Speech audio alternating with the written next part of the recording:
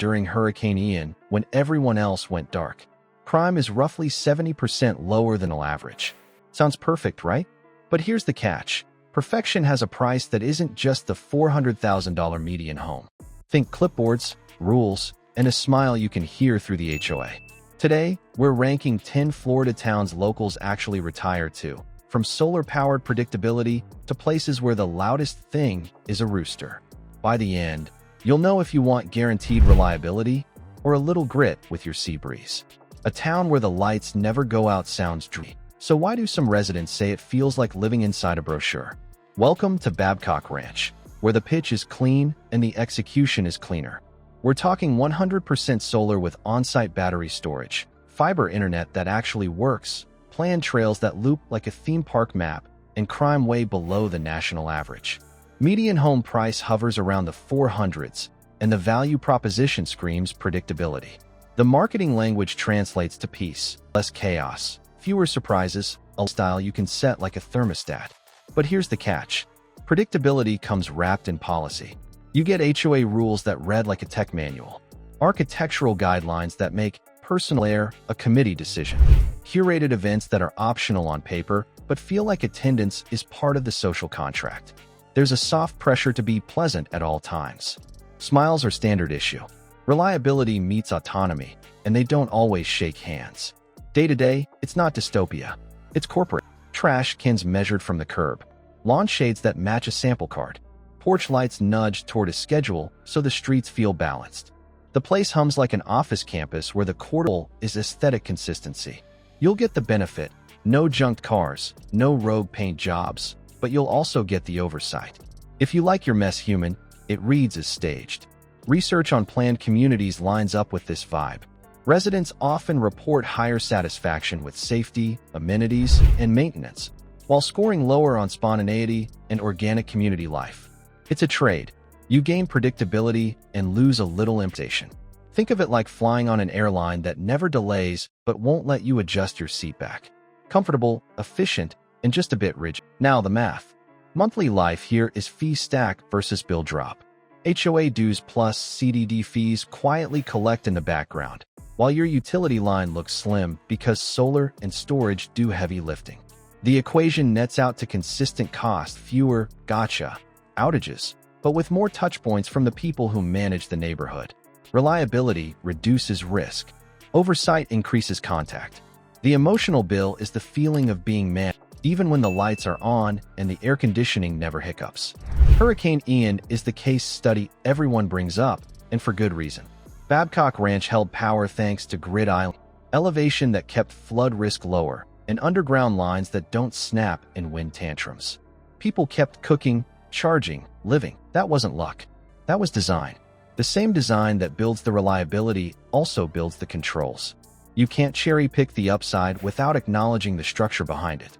So, what do you want? Neighbors or a brand? If you like systems, if your calendar lives in tidy blocks, and if low drama is a core value, this place fits. The experience is consistent, clean, and engineered to stay that way. If your vibe leans free range, if you like a gnome or a rogue tomato trellis, you might feel like the walls are padded. Not hostile, just padded.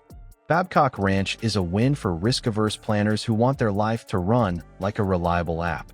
It's a mismatch for people who need weird, messy, human beats to feel alive. Both can be valid. You just need to know which bill you're paying.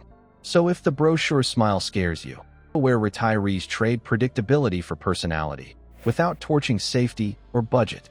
What if you get safety and affordability without the clipboard? Meet the towns where retirees disappear, in a good way. Here's the deal. We're moving along a spectrum. On one end, rooster-level quiet where calendar clears itself. On the other, small canal towns you can actually navigate on foot or with a golf cart, with real water access and zero influencer hype. Each place has a trade-off baked in. No sales, just the dials you can turn. Noise, cost, healthcare access, walkability, and how much weird you want in your day. You're going to give up something. Convenience. Brand names. The feeling that everything is activated 24/7. In return, you get calm, character, and water that isn't just a brochure background. It's like swapping an all-inclusive resort bracelet for a set of house keys and a neighbor who knows your dog's name. Start with Cedar Key. Population just over 700. Median around 265K. Crime is low and the walk score is basically a shrug. No chains.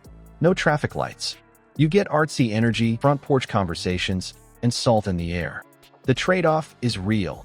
Limited services and a pace that borders on comical. Groceries are a plan-ahead thing, and yes, the roosters run the morning meeting. Slide east to Apalachicola. About 2,300 people. Median near 250K. Harbor rhythm, seafood, no high-rises, and one stoplight pulling more weight than it should. The cost side is friendly, and the mood is unbothered. No target for miles, which is either a nightmare or the dream you didn't know you had. Peace wins here. If you want quiet that you can hear, Watersound delivers. Crime roughly 80% below the national average. Median about 750K. You're paying for silence and order, not for square footage flexing. Zoning keeps it pristine, and the unspoken promise is stress reduction. It feels like a resort that chose to be a town and then stuck the landing. The commitment isn't just money.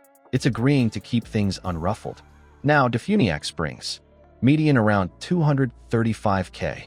Crime roughly 52% below the national average. Cost of living sits about 15% under the U.S. average. Around spring-fed lake anchors Victorian homes and a library that feels like the civic brain. The pace is sincere. No irony, no rush. If your blood pressure needs a hobby, this is it. Punta Gorda rebuilt smarter after a punch. Crime sits around 62% lower than the U.S. average. Median roughly 395K. It's walkable, bikeable, and golf carts aren't a gimmick. You get canal life without paying Miami prices or dealing with that level of chaos. Healthcare access is solid and the tourist pressure stays manageable. Port Charlotte plays the utility card well.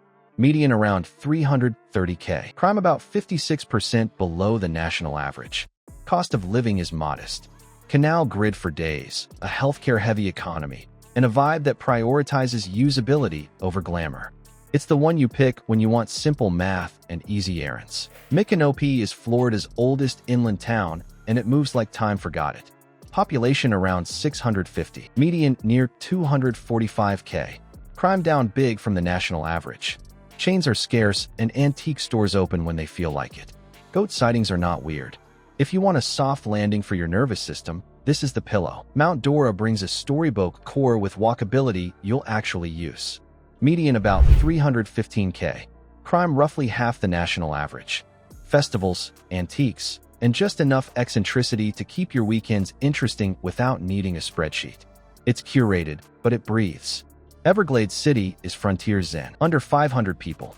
Median around 280K. Low crime. Cost below splashy coastal spots. You trade convenience for the 10,000 islands at your back door. Plan your groceries and embrace the bugs. Being a little unreachable is part of the luxury. Here's the filter.